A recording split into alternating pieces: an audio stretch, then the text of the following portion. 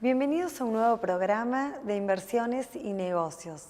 Hoy te presentamos unas increíbles notas, no te las pierdas.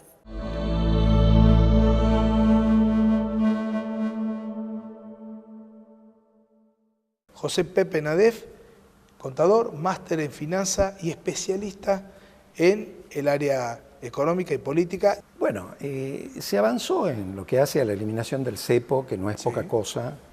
Por supuesto. Se avanzó con mucho en éxito. lo que hace a sacar a Argentina del default, Sí, con totalmente. lo cual se volvió a contactar con el mundo y se eliminaron las retenciones, excepto en la soja, que se la bajó de 35 a 30%, con lo cual se dinamizó y se potenció al campo, que es la rueda básica que hace caminar la economía de los argentinos. La economía del campo, y sobre todo cuando tiene valor agregado, cuando se transforma en agroindustria, es la rueda básica que mueve la economía de los argentinos, porque es la que incorpora divisas que necesitamos para importar y para sostener nuestra moneda, para que no se devalúe nuestra moneda. Entonces, yo creo que se avanzó en ese tema. Todavía no han llegado inversiones como se esperaban, por lo tanto el gobierno está pendiente de lo que sería la obra pública, el financiamiento de la obra pública y lo que significarían los ingresos que vendrían del blanqueo. No se sabe exactamente qué dinero hay. Hay estimaciones, pero nada certero. Entre 200 y 400 mil millones de dólares, digamos, que el Dicen promedio que hay, es 300. pero no saben cuánto van a venir, ese Claro. es el otro punto. Y Pepe, la inflación, ¿en qué punto se toca con la corrupción para ir cerrando? Vinculados ahora al tema de la corrupción. Sí, porque la gente se queja de la inflación, pero y esto de los escándalos cotidianos y... como para explicarle a la gente cuál es la conexión entre la inflación y la corrupción. Bueno, en realidad hay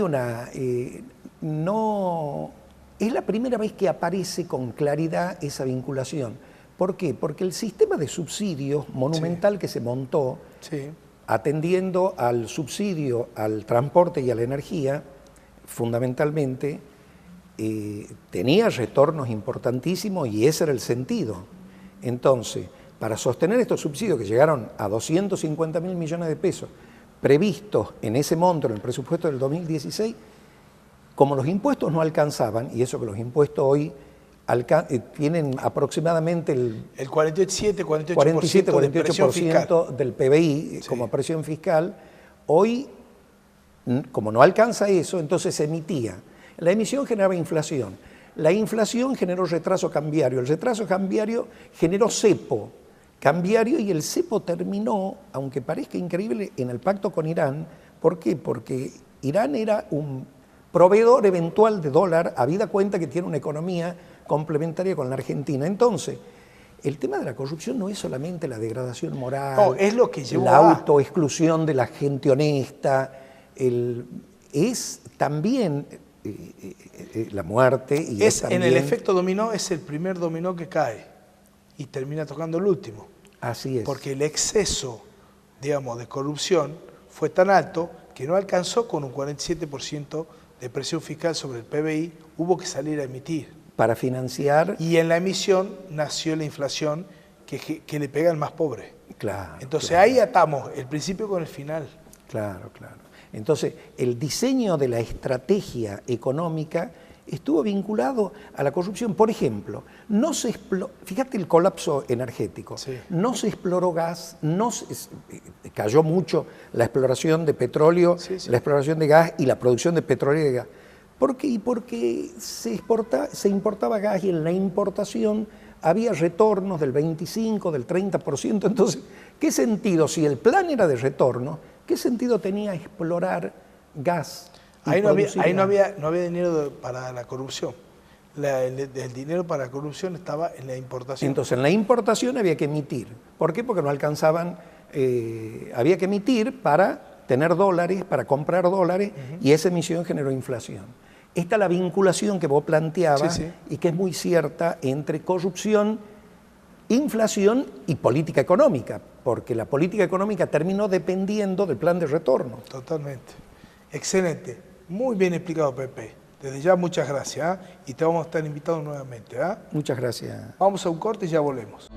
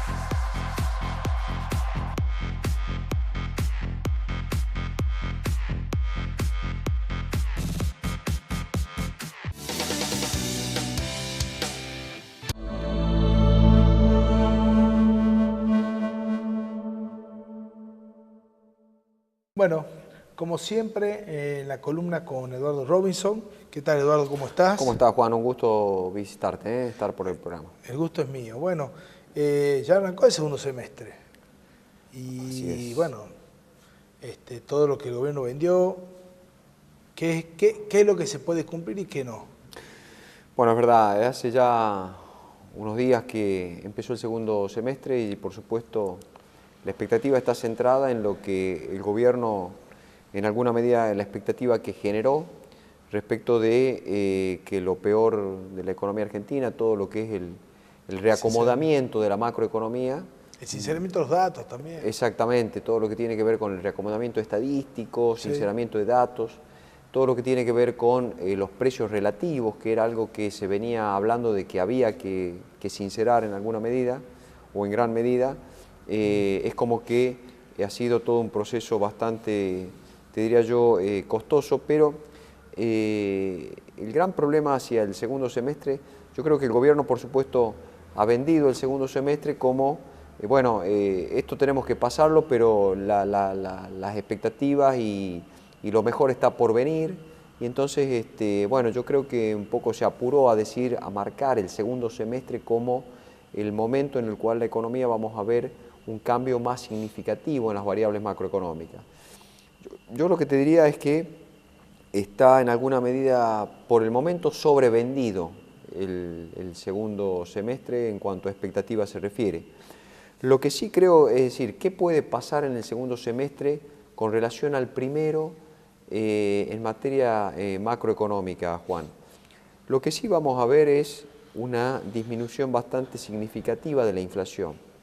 La inflación que ha sido, te diría yo, la variable clave que ha ido marcando la primera parte del año, porque las dudas se han centrado básicamente en, bueno, cómo corregir el problema inflacionario y cómo empezar a recuperar una economía que, si bien no está en un proceso recesivo agudo, sí todavía, si mirás las variables coyunturales, las variables de actividad económica, todavía la tenés bastante empantanada.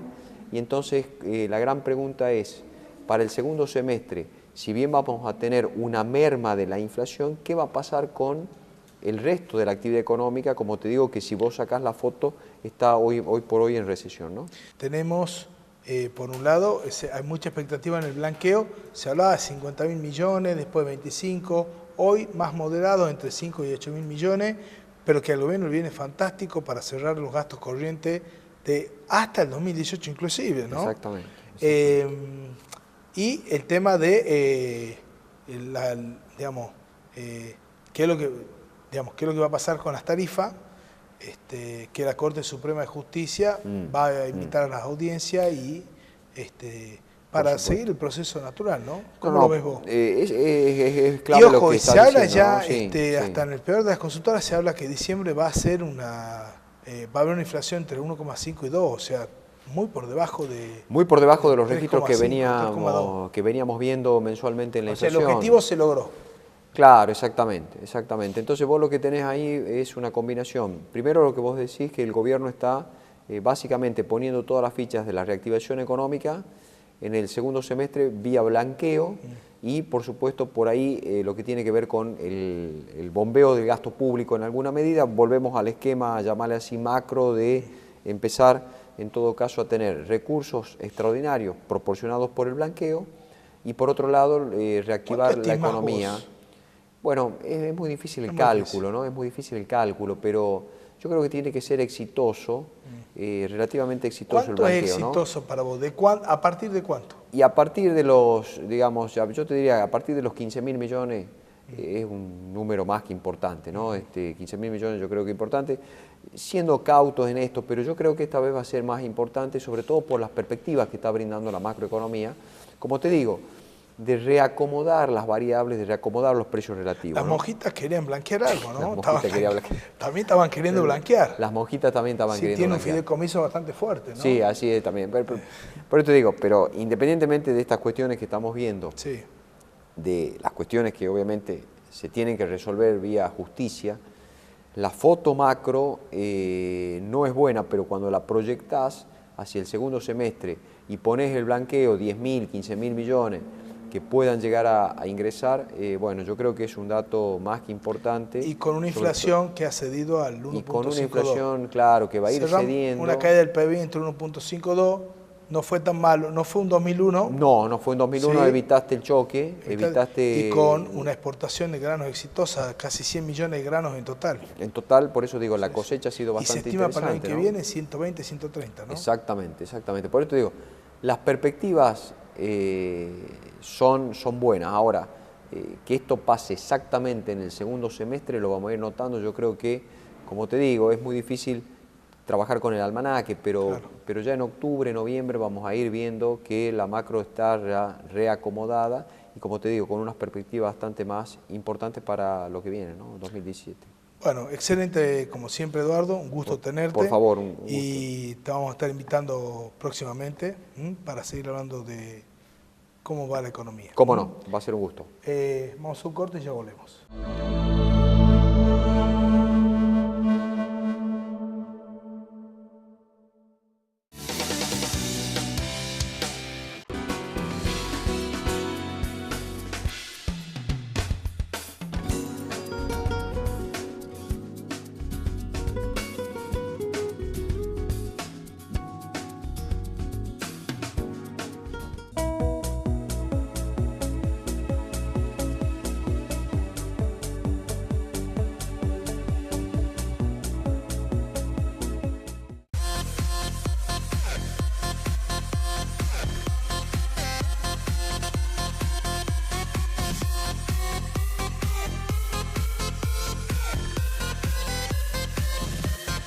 Let me take a selfie.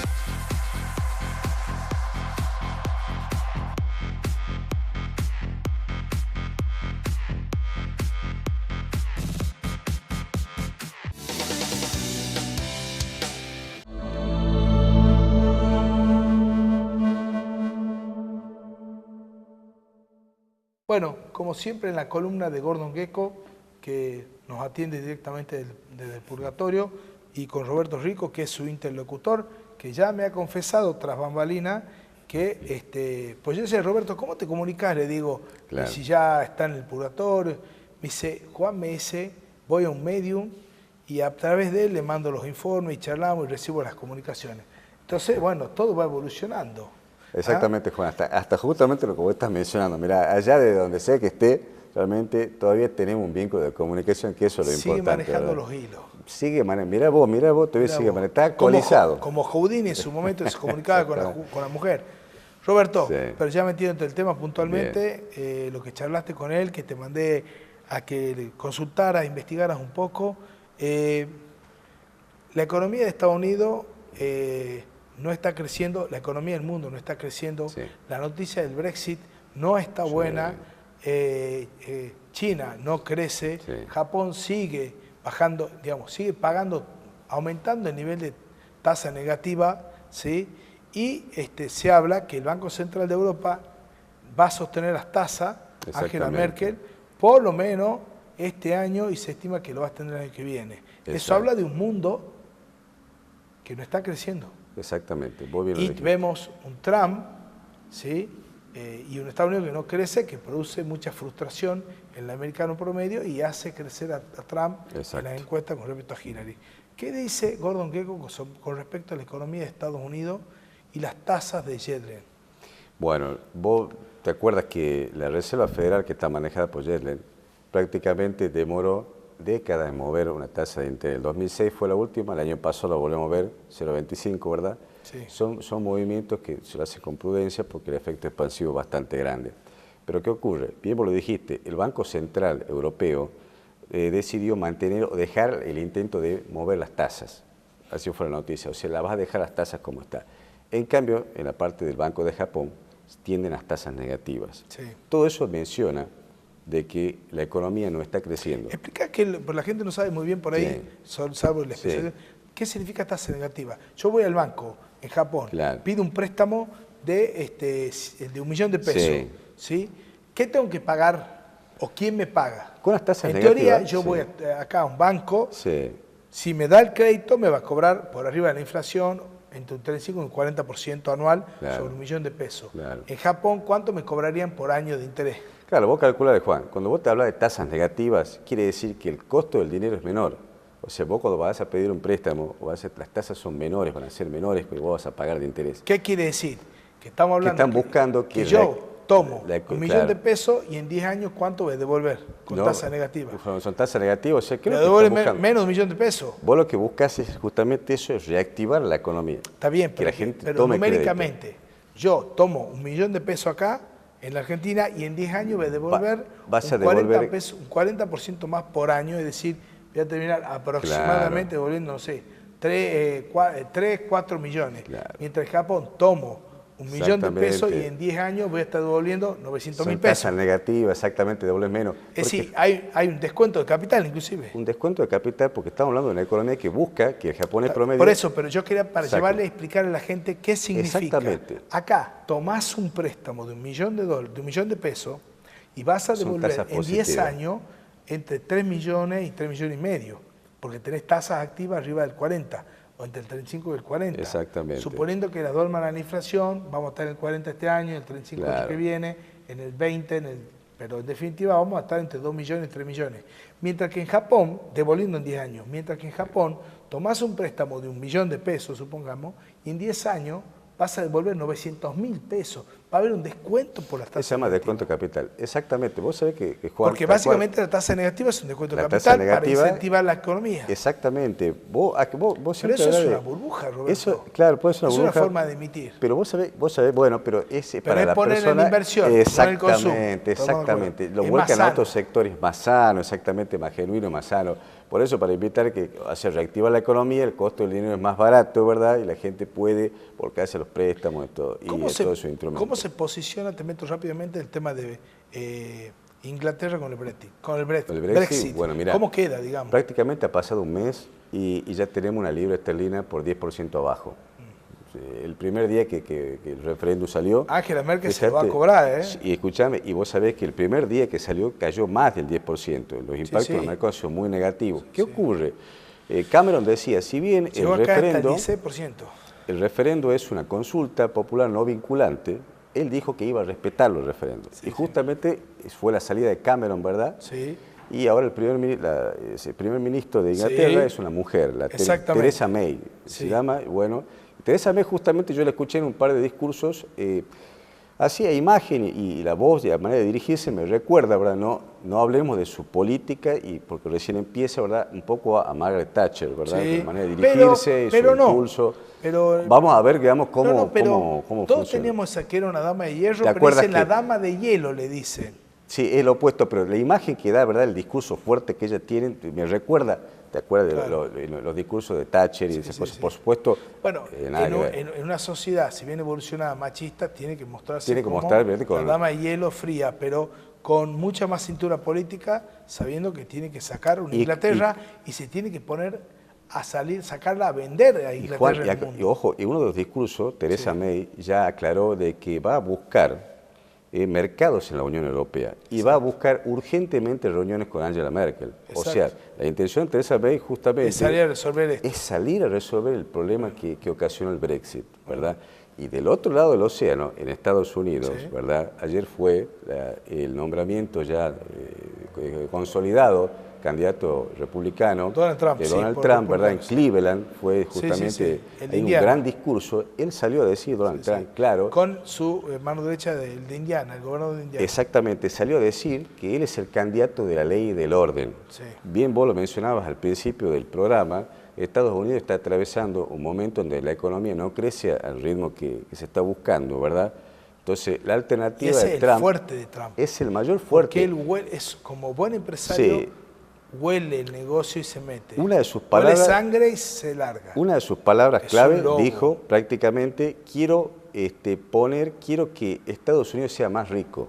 O sea, voy a trabajar para que Estados Unidos sea más rico. Y ataca, o sea, en su discurso también hace hincapié a que Obama está dejando un país más peligroso por la cuestión de los muros, que él habla de construcción de muros y demás. Habla de erradicar a los focos del ISIS, o sea, combatir al ISIS. Sí, toma todo el Toda- discurso, toda el discurso- se mueve con encuesta. Y encima el Obamacare, que era un Sí. plan de Juega seguridad. con el plan de seguridad nacional, Exactamente. juega con la agresión y con la economía. Dos valores que está en Estados Unidos en boga hoy. Y en sí, día. hoy por hoy en Estados Unidos. Y digamos que hace un cierre como que él va a trabajar para que los estadounidenses, los americanos, ¿verdad?, mejoren. O sea, mejoren económicamente, mejoren en salud, ¿verdad?, en contraposición de lo Obamacare. Y ataca también a Hillary Clinton diciendo que busca ciudades santuarios. Exacto. En contraposición de lo que él está proponiendo para su candidatura republicana. Eso es un retroceso para Estados Unidos. Cerrando, porque este Totalmente, tipo toma la estrategia de Jordan Belfort, Claro. en el lobo de Wall Street. Claro, mucho y el, de eso y hay. el, y el yankee promedio, ¿sí? Lo ve como eso. Vos Ay, fíjate que en la mención que tiene él Sí. de la estrella de campaña, celebridad, sí. hicieron un muro Sí. alrededor, digamos, como diciendo, te pago con tu propia medicina. Pero Exacto. mira, todo pasa así. Los discursos para llegar a la presidencia son muchos. Sí. Pero una vez que Después- están ahí, hay que ver realmente qué medidas toma y cómo va a actuar para poder, de verdad tiene un desafío, o sea, Exacto. llevar la economía americana al siguiente paso.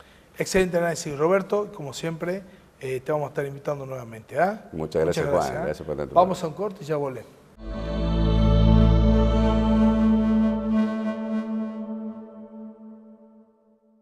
Hemos llegado al final de nuestro programa. Quería agradecer, como siempre, a Jesús Estilistas por haberme peinado y a Madison Boutique por haberme vestido. Los esperamos el próximo programa.